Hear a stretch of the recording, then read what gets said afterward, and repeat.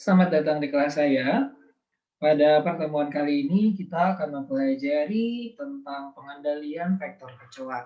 Ya, jadi sebelumnya Anda sudah mempelajari vektor em, nyamuk, kemudian lalat, tikus, siput air, dan lain-lain. Maka kali ini yang akan kita pelajari adalah pengendalian vektor kecoa. Nah, jadi mungkin secara umum mungkin kita akan menganggap bahwa kecoa hanyalah serangga yang hidup liar yang tidak ada manfaat apa, tidak ada masalah kesehatannya bagi manusia gitu, tidak ada dampaknya bagi kesehatan manusia. Namun tahukah Anda bahwa ternyata kecoa ini termasuk sebagai ekor yang dapat, menularkan penyakit juga. Nah, apa saja sih kira-kira nanti kita akan bahas ya. Dan ini adalah outline pada pertemuan kali ini, ada pengenalan dari si kecoa, kemudian masalah kesehatan yang diakibatkan oleh kecoa, kemudian bagaimana cara mengendalikan vektor kecoa tersebut. Nah, kita lihat dulu, kita berkenalan dulu lah gitu ceritanya ya dengan kecoa ini ya.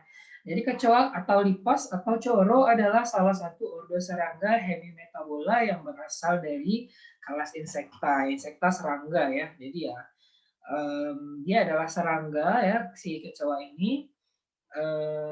Kemudian dia merupakan berasal dari ordo serangga hemimetabola ya, yang mana ordo ini terdiri dari 4.000 spesies, 2 superfamili dan 6 famili.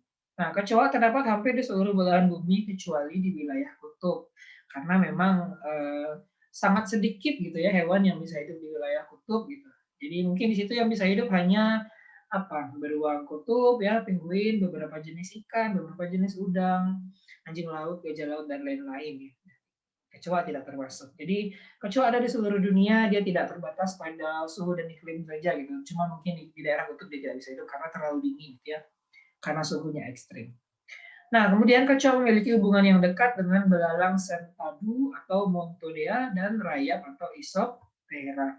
Nah, jadi dia secara struktur tubuh kan mungkin atau secara morfologi dan karakteristik dan sebagainya mungkin dia itu banyak memiliki kesamaan sehingga dia dikatakan memiliki hubungan yang dekat dengan belalang sentadu dan juga rayap. Nah, selanjutnya kita lihat bagaimana karakteristik dari kecoa ya. Nah, jadi kecoa ini memiliki ukuran yang bervariasi, mulai dari yang paling kecil itu ada 2 milimeter ya, sampai yang paling besar ada 6 cm. Itu sebesar apa tuh ya? Sepanjang satu telunjuk kali ya. Nah, ini lumayan gede ya. Jadi yang kita lihat sehari-hari mungkin kalau kecoa rumah tidak sebesar itu kali ya, tapi yang mungkin dia ukurannya itu memang yang dari yang paling kecil sampai yang besar adalah segitu gitu. 6 milimeter sampai 2 milimeter sampai 6 cm. Nah, kemudian kecoa terbesar adalah Megaloblata blaberoides yang berukuran 10 cm jika dihitung bersama teknina. Artinya kalau badannya saja ya kayak tadi ya dia sampai 6 cm, tapi kalau juga dihitung bersama antenanya, ujung kakinya dan lain-lain itu sampai 10 cm. Oh, lumayan panjang juga ya. Satu jengkal tangan kayak gitu 10 cm. Kemudian beberapa spesies kecoa merupakan hewan semi akuatik walaupun umumnya kecoa adalah hewan terestrial. Semi akuatik artinya dia harus ada air-air di sana walaupun dia tidak bernafas dengan air dengan insang gitu ya. Jadi harus ada airnya gitu, harus ada basahnya gitu ya. Walaupun umumnya dia terestrial. Terestrial itu maksudnya dia di daratan yang nggak ada airnya gitu. Kalau semi akuatik itu ada daratnya, ada airnya. Kalau terestrial itu kayak kering aja gitu ya. Nah, kecoa ini memang karena dia suka di tempat yang lembab, maka ya sebagian besar kecoa itu memang tinggalnya di tempat-tempat yang ada genangan airnya gitu ya, kayak misalnya di dapur ya, di kamar mandi, kemudian di saluran got ya, di saluran pembuangan di perkotaan, drainase ya, saluran pipa dari corong atap rumah ya, dan lain-lain. Pokoknya yang ada bisa menampung air atau yang bisa menyebabkan kondisi lembab lah. Nah, jadi gelap, lembab, tidak terlalu terang ya, dengan cahaya matahari atau terlalu panas matahari, nah itu dia suka sekali. Makanya rumah adalah salah satu tempat paling ideal bagi kecoa untuk hidup karena beberapa tempat di rumah itu memang lembab, dingin, dan gelap ya, maka itu jadinya di rumah banyak sekali kecoa.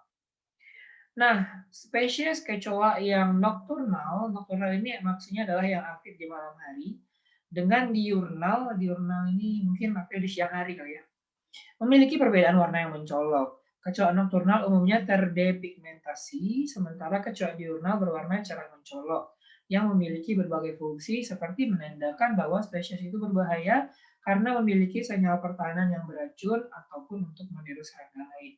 Ya, jadi kalau yang nokturnal, ini mungkin yang paling sering kita lihat ya, yang dia tuh aktif di malam hari. Jadi kalau siang hari biasanya dia bersembunyi ya di tempat-tempat yang gelap maupun di tempat-tempat yang lembab, yang tidak terjangkau oleh manusia pokoknya. Di sudut-sudut bawah meja ya, kemudian di sudut-sudut mati tempat cuci piring, kemudian mana lagi, di kolong, apa, kompor gas ya, di bawah lemari, pokoknya di tempat-tempat yang gelap dan, dingin dan lembab ya. Nah, dia berwarna terdepigmentasi, umumnya warnanya gelap. Kayak kayak kurma ya warnanya ya, kayak yang di atas ini. Coklat ke oranye-oranye, kayak kurma ya. Ya, jadi bahaya juga nih. Dulu pernah saya lihat meme-nya ya kalau, memes ya, bukan meme, memes, kalau orang ini, orang yang rabun dekat seringkali salah ya, jadi kecoa seolah-olah seperti kurma karena warnanya memang sama ya. Nah, sedangkan kecoa yang diurnal itu warnanya mencolok, warnanya cerah dan mencolok dan tidak seperti warna kecoa yang sering kita lihat di rumah. Nah, jadi warnanya yang berwarna-warna cerah dan mencolok ini juga macam-macam nih fungsinya. Ada yang kayak dia supaya menyerupai serangga lain sehingga tidak diserang oleh predator ya. Atau ya seperti umumnya hewan kalau warnanya mencolok dan aneh-aneh itu biasanya dia beracun. Ya berarti orang apa binatang lain yang mendekat atau orang yang mendekat itu akan berhati-hati. Nah, selanjutnya habitat seperti yang saya bilang tadi bahwa oh enggak ini yang di ini dulu nih. Yang di jenisnya dulu ya. Jadi kecoa ini hidup di seluruh jenis habitat. Di hutan ada, di rumah, di drainase, hingga di sarang serangga sosial. Maksudnya kayak di sarang yang banyak serangganya seperti di bawah celah-celah got ya, di mana di sana tidak hanya kecoa serangganya ya, ada semut juga, ada belatung misalnya ya, ada belalang, ada kutu dan semacamnya. Habitat yang disukai kecoa adalah yang gelap, berventilasi buruk, lembab, sempit, dan berantakan ya. Jadi ini gelap, ventilasi buruk, lembab, sempit, dan berantakan ini anak kosan sekali ya. Tempatnya kos-kosan sekali nih. Makanya jadinya di kosan itu banyak sekali kecoa ya. Nah, jadi mungkin kalau mau tidak banyak kecoa yang tinggal di rumah atau di kamar kos-kosan ya mungkin diupayakanlah supaya tidak tercipta lingkungan itu gelap, kamar itu gelap gitu ya. Jadi diusahakan juga supaya kamar itu terang, kemudian kering ya, udaranya cukup bertukar gitu. Kemudian jangan berantakan ya dan jangan menumpuk barang-barang sehingga banyak celah-celah sempit karena kecoa suka celah-celah seperti itu ya. Nah, kecoa umumnya ditemui di daerah tropis dari 30 derajat lintang utara hingga 30 derajat lintang selatan. Di alam liar, kecoa biasa ditemui dalam tumpukan daun atau dalam gumpalan tanah. Ya, jadi kalau di semak-semak atau di rimba ya atau di hutan, memang dia tidak hidup di dalam rumah saja ya, di alam juga dia bisa. Nah, kalau di alam dia hidupnya itu di bawah tumpukan, di dalam tumpukan daun atau di gumpalan tanah. Pokoknya di tempat-tempat yang sempit, yang ada celah-celahnya, yang gelap dan yang lembab. Nah, itu dia suka sekali. Makanannya macam-macam ya. Umumnya kalau di rumah dia suka makanan sisa-sisa makanan manusia dia suka ya. Kayak mungkin remah-remah roti dalam kemasan roti. Jadi mungkin kita makan roti lalu tidak 100% habis isinya masih ada bubuk-bubuk roti di dalamnya. Nah, itu dia suka. Atau misalnya kayak sisa makanan di tempat cuci piring, nah itu dia suka ya. Ya seperti itu. Selanjutnya kita lihat bagaimana metamorfosis dari kecoa, ini dari extension umn.edu.com ya. Nah, jadi mula-mula telur, ya ini mungkin telurnya sering sekali kita lihat ya biasanya di kolong-kolong lemari, di kolong-kolong meja yang sudah tua ya. Ini biasanya ada telurnya nih nempel-nempel atau di kolong lemari ya atau di bawah perabotan-perabotan lama di gudang ini biasanya ada ya, telur ini. Nah, kemudian dia menetas menjadi nimfa satu. Nah, ya karena dia memang bukan metamorfosis sempurna, maka siklus metamorfosisnya ini tidak melibatkan fase larva dan juga fase pupa atau kepopongnya. Jadi setelah telurnya menetas dia menjadi nimfa satu ya atau tempayak bahasa bahasa Jawanya.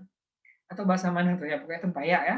Nah, kemudian setelah dia di fase nimfa 1 lalu dia tumbuh dan berkembang, maka kemudian akan lama-lama menjadi nimfa 2 ya. Jadi tubuhnya mungkin sudah lebih sempurna dibandingkan nimfa 1, kemudian ukurannya juga sudah lebih besar dibanding nimfa 1. Kemudian apa lagi? Struktur organ tubuhnya itu sudah mulai sempurna kecuali sayap ya, jadi dia belum punya sayap nih nimfa ini. Nah, kemudian dia tumbuh menjadi dan berkembang menjadi fase dewasa 1 ya, di mana dewasa 1 ini akhirnya sudah mulai tumbuh sayapnya, kemudian mulai muncul pada yang nokturnal ya, mulai muncul garis kuning di atas kepalanya ya. Si kecoa ini itu jadi ciri khas juga dari kecoa rumah ya, ada garis kuning, ada kerah bajunya ya di lehernya atau di atas kepalanya ya, dewasa 1. Jadi sayapnya mulai tumbuh. Dan ukurannya juga mulai bertambah ya. Sedangkan yang terakhir adalah dewasa 2 di mana kecoanya sudah seperti kecoa yang kita lihat sehari-hari ya. Sayapnya sudah sempurna, kemudian ukuran tubuhnya sudah maksimal ya. Segede apa tuh kira-kira? Satu genggaman lah ya. Nah, jadi itu adalah fase kecoa dewasa dan nantinya dia akan mencari pasangan ya untuk kawin dan juga kembali bertelur. Nah, selanjutnya apa sih kerugian dari kecoa terhadap manusia ya? Jadi sebenarnya, kalau dikaji-kaji ternyata banyak juga ya kerugian kecoa ini gitu.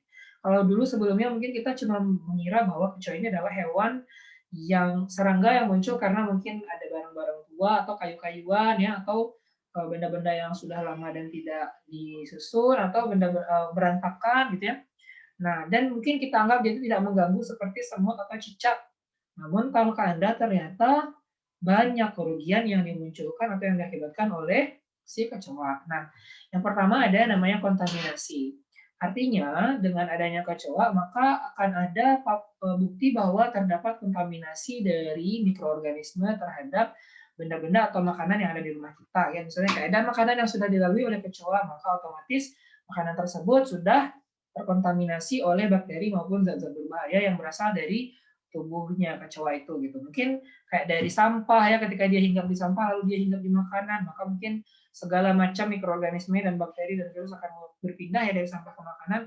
Atau mungkin misalnya kayak dia berjalan-jalan di pintu ya, di pegangan pintu, kemudian kita pegang pintunya. Nah, itu juga bisa jadi membawa kuman dan bakteri yang dia bawa itu ke tangan, ke tubuh. Atau misalnya nanti dia berjalan-jalan di pakaian, dalam hari baju ya, jadi dia juga bisa menyebarkan berbagai zat berbahaya dan juga mikroorganisme.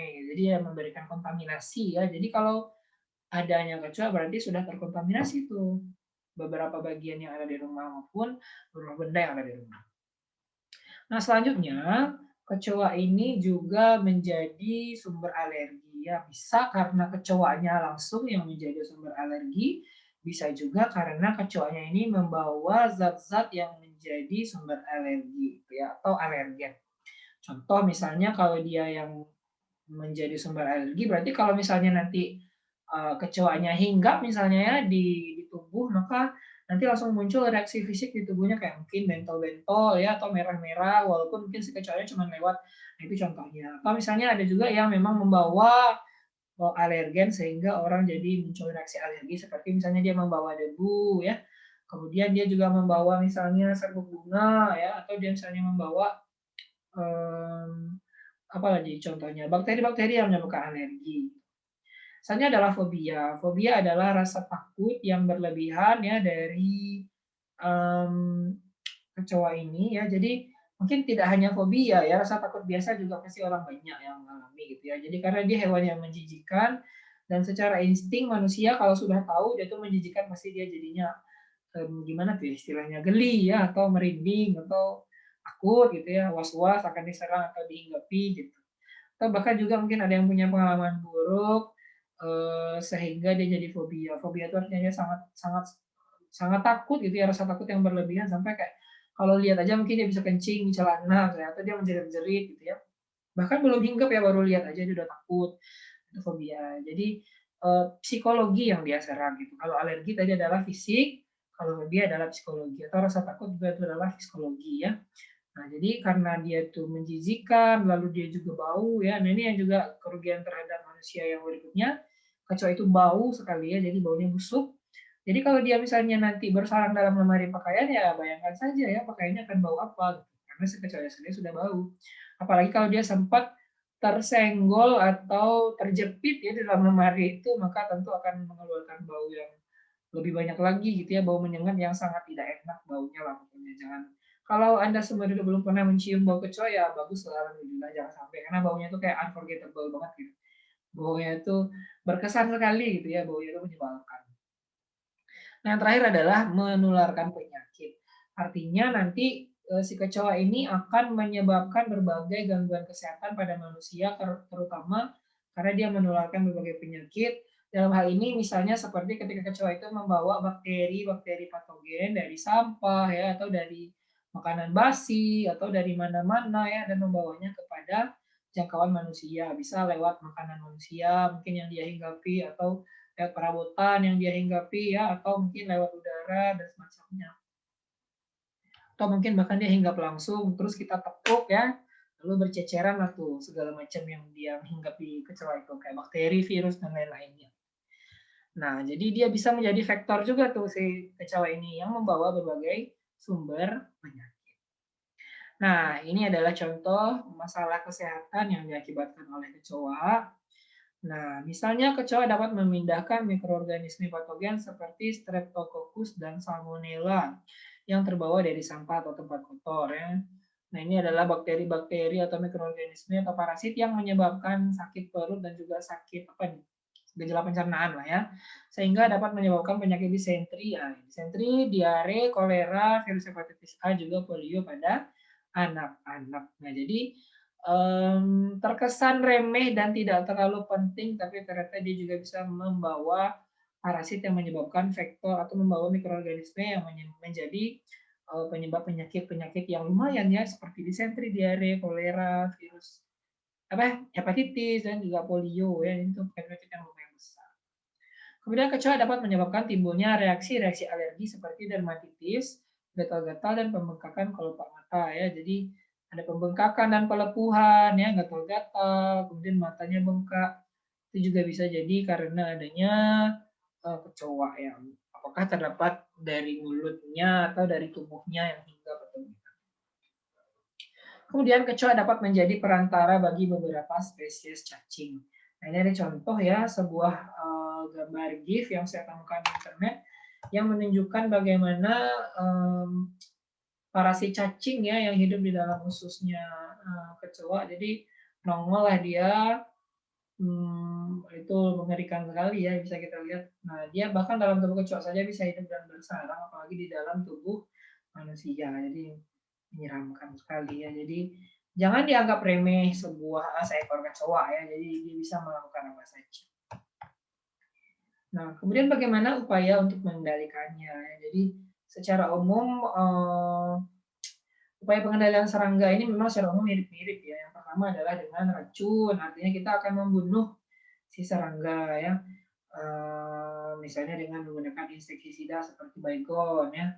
Jadi disemprot lah tuh sehingga nanti si kecoanya mati gitu ya. Atau mungkin dia masih tetap hidup dengan umur yang lama tapi mengalami gangguan kesehatan seperti misalnya pencernaannya rusak ya, atau mungkin indera-indera sensoriknya sudah tidak berfungsi dan sebagainya. Nah, kemudian yang kedua adalah dengan menggunakan penghalau. Artinya dia menggunakan zat-zat kimia yang tidak membunuh si kecoa tapi membuat si kecoa ini tidak mau mendekat. Gitu. Seperti adanya wangi-wangian ya kayak parfum, itu kecoa nggak suka. Kemudian kayak ada diffuser tertentu. Diffuser tuh kayak apa ya, yang sering digunakan untuk aromaterapi. Jadi air dijadikan gas dengan alat itu gitu. Jadi dia menguap gitu. Nah, kemudian karbol. Karbol itu adalah zat-zat yang membersihkan, yang digunakan untuk membersihkan lantai ya. Jadi baunya bau-bau, kalau mungkin Anda sering dengar ya, bau sabun pel itu bau karbol lah, itu maksudnya ya. Jadi kecoa nggak suka karena baunya lumayan menyengat. Nah, sedangkan itu tadi pengendalian yang kimiawi ya. Sedangkan pengendalian yang non kimiawi, yang pertama itu adalah dengan cara sanitasi. Artinya adalah untuk menjaga kebersihan dari setiap perilaku dan juga setiap aktivitas yang dilakukan ya. Karena memang kecoa itu sukanya yang berantakan, yang bau, yang jorok, yang kotor ya, yang ada sampah-sampah sisa makanan ya, dan ada yang bertumpuk-tumpuk, ada benda-benda tua. Nah, itu si kecoa suka sekali. Jadi kalau mau mengendalikan secara non kimiawi ya yang pertama bersihkan ya. Jangan sampai ada yang berantakan, jangan sampai ada yang berserakan, jangan sampai ada yang mengotori ya di rumah gitu karena itu nanti bisa lama-lama menjadi habitatnya si kecoa. Nah, kemudian adalah penghalang fisik. Nah, penghalang fisik ini misalnya dengan menggunakan berbagai cara supaya si kecoa ini tidak masuk, seperti kayak memasang kelambu apa tuh istilahnya kelambu tempel ya pada pintu, kelambu tirai pada pintu. Jadi kan dia tuh full ya dalam satu pintu, nanti dia akan ada magnetnya. Jadi dia tek tek tek tek menempel lah tuh dia jaringnya sehingga tidak ada celah untuk si kecoa bisa masuk karena dia rapat ya. Maka nyamuk sama lalat juga nggak bisa masuk lagi kecoa ya. Nah, atau misalnya hal fisik misalnya di meja makan yang mau diletakkan mungkin sepanjang malam ya, lalu mau ditaruh makanan di sana mungkin diberi alasnya dengan piring yang berisi air ya, atau kaki mejanya diberikan gelas yang berisi air sehingga kecoanya tidak bisa naik ke dalam meja, ke atas meja dan hinggap di makanan karena sudah terhalang oleh air ya yang ada dengan wadah-wadah yang digunakan. Pokoknya berupaya bagaimana cara supaya kecoanya tidak tersentuh pada makanan maupun pada benda-benda maupun ke rumah ya. Jadi penghalang fisik. Yang ketiga adalah perangkap, artinya memang sengaja menyediakan suatu alat atau suatu apa tuh istilahnya ya, suatu objek yang digunakan untuk menangkap si kecoa atau menjerat si kecoa. Jadi kecoa terjerat di sana atau dia terjebak di sana sehingga dia tidak bisa lagi keluar atau sehingga dia tidak bisa lagi mengganggu di rumah gitu ya. Misalnya kayak ada penjebakan yang menggunakan lem misalnya. Jadi ketika si kecoa itu tergoda dengan bau-bau makanan yang jadi umpan, maka dia nanti akan menempel di lem ya, sehingga dia tidak bisa bergerak lagi atau mati di sana ya karena ini. Atau misalnya dia menggunakan perangkap elektronik ya juga ada tuh sekarang sudah canggih ya. Nah, pengendalian sanitasi tadi ini adalah beberapa rekomendasi ya, ini bukan tips tapi ini adalah rekomendasi yang mungkin bisa digunakan untuk pengendalian sanitasi yang tadi ya, untuk menghindari kecoa datang ke rumah. Nah, yang pertama adalah jaga lingkungan supaya tetap bersih. Ini tentu saja benar ya, karena memang kecoa hidup di tempat yang berantakan dan bau ya, dan kotor dan jorok dan berserak-serakan. Yang kedua, menjaga sirkulasi udara rumah agar tetap kering dan tidak pengap. Karena kecoa suka tempat yang lembab. Kalau di situ terang dan terlalu kering udaranya, dia mungkin tidak akan suka gitu ya. Mungkin dia akan sukanya pada tempat yang lebih gelap dan lebih pengap, yang lebih lembab. Yang ketiga, cuci piring setelah makan karena kalau tidak maka si kecoa nanti tengah malam ketika kita tidur ya dia mungkin dapat hinggap ke piring kotor itu lalu memakan sisa-sisa makanan yang ada di piring. Nah, jadi itu kan enggak banget kan ya. Mudah-mudahan lah saat mencuci piring dia bisa tercuci bersih dan tapi kan kita tidak pernah tahu ya bahwa yang kita cuci itu sudah 100% bersih atau belum. Bisa saja di sana itu ternyata nanti akan ada sisa makanan yang dapat menjadi sumber makanan bagi si kecoa gitu. Dan itu nanti hanya apa istilahnya ya meningkatkan daya hidup si kecoa lah gitu di rumah ya. Kemudian rajin mengepel lantai terutama lantai dapur karena di dalam sabun pel itu ada karbonnya ya, ada OH-nya, ada alkoholnya. Maka serangga kurang suka ya kalau dia itu terlalu kering dan terlalu bau alkohol seperti itu. Kemudian tidak meletakkan sampah di dalam ruangan terlalu lama ya, karena memang kecoa itu ya suka ya, karena sampah itu dia sempit, banyak celah-celahnya, kemudian baunya busuk ya, apalagi kemudian dia lembab biasanya. Nah, itu adalah tempat yang sangat disukai sekali oleh si kecoa. Kemudian memperbaiki kebocoran apapun, karena kebocoran inilah awal mulanya yang menyebabkan kelembaban dan juga itu juga yang mungkin bisa menjadi sumber datangnya kecoa karena di situ ada celah yang bocor ya, atau ada lubang yang bocor, maka nanti kecoa masuk ke rumah lewat situ. Kemudian mencuci kemasan makanan sebelum dibuang. Kayak misalnya Anda kalau misalnya makan mie ya, biasanya kan memang setelah makan mie selesai, kadang kuahnya masih ada atau bumbunya masih ada di sana, langsung dibuang ke tong sampah kayak gitu. Padahal itu yang disukai sekali oleh kecoa gitu, sisa-sisa makanan seperti itu.